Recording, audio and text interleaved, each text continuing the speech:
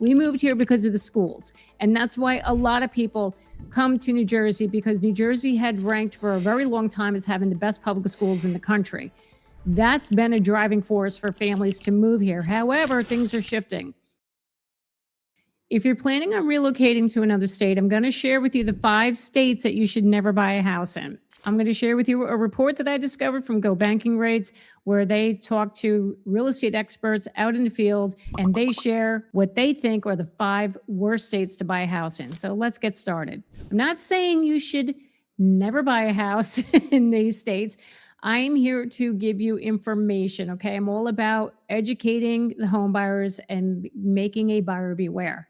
Okay, when I found this article, I thought it was very important to share with you guys, because people are always thinking about, relocating to a different part of the United States. So I thought it was important. Let's get into this list to make you aware of what's going on and why you should reconsider buying a house in these states. I'm also going to share with you, though, if you do have to make that decision and you do have to move to these states for a job or what have you, I'll talk you through that too. So it's all good. First on the list is California. What once was thought to be a desirable state to live in, with the beautiful sunny weather, the nice beaches, California has had its share of problems in the last 10 plus years. California has seen a lot of high home prices, but the wages are not keeping up with those high home prices. Now, there are still some strong seller markets in the state, but then there are some pockets where it's really cooling off. So it's a very uneven market there. And it's not just a high cost of living in California that's the problem that should prevent people from moving there. They also suffer from the natural disasters such as wildfires and droughts. Now, we all know in the past couple of years, the wildfires have become a big problem, and so much where the homeowners insurance is becoming so expensive for California residents. That's what's making it so expensive to live in California. Now, in areas like the Bay Area, that saw a tech boom in the last few years, that market is definitely coming down now, because the prices were driven up so high because of that tech boom. Everybody moving there. Now people are seeking to get out to move to more affordable states. So California has a lot of economical problems, which makes a whole lot of sense why these experts are saying you shouldn't buy a house there. Next, let's talk about Florida. Now, Florida, just like California, everybody flocked to Florida because of the warm weather, the beautiful weather, the lifestyle, the beaches, all the things. Now it's become super expensive to live there. The biggest problem being is the insurance. Now, you may recall just a few short years ago, the state had to impose an audit on all the high-rise condo buildings to evaluate the structures of the buildings to make sure that they don't collapse. And that all stems from the collapse that happened several years ago of one of the condominium buildings. And that caused HOAs to put assessments on the residents of these condos in order to cover the cost of such audit and also necessary repairs to improve the structure of these buildings. So now these poor homeowners are paying more in their HOA than their mortgage payment or their taxes. So that's a big driving reason why people can't afford it anymore. The HOA fees have just gotten out of control, and the insurance.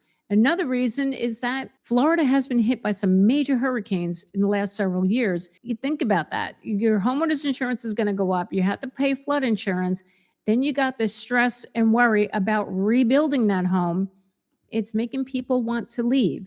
So all of this, I can understand why experts will say, do not buy a house in Florida. So again, the purpose of this video is to educate you and to hopefully alleviate some of your stress when it comes to searching for a home. And another way I can help you make this process a little more less stressful is that I can connect you to a real estate agent in your market. I have referral partners around the entire country, and I would be happy to get you connected to one in your market or wherever you're thinking about moving to, whether it be one of these 5 states or any other state in the country. Simply scan this QR code, or you can even click the link down below in the description box, fill out the forms, and I will get back to you with an agent in your market. Next on the list is Illinois. Now, Illinois is one of the top states with the highest property taxes in the country.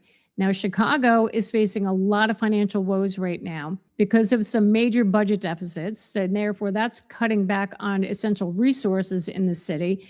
And they're also suffering from very high crime rates. Illinois overall has just become really expensive. all of these financial strains and the high property taxes, it's enough to make people hightail it out of there. I know recent years, it's been reported that Illinois had a very high outbound migration of people leaving the state because they can't afford it. This is one state I would really consider not buying a house in.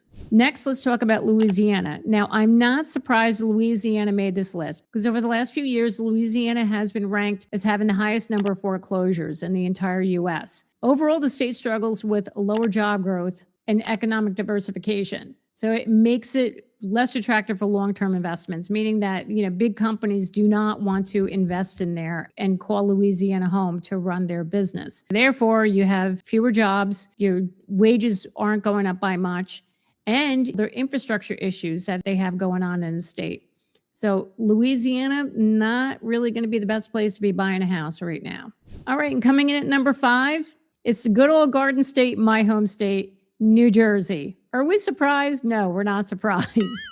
So as we all know, New Jersey has the highest property taxes in the entire country. And you're all looking at me like, what in the hell is wrong with you? Why are you paying all these property taxes in New Jersey? Well, I'll tell you why. We moved here because of the schools. And that's why a lot of people come to New Jersey, because New Jersey had ranked for a very long time as having the best public schools in the country. That's been a driving force for families to move here. However, things are shifting.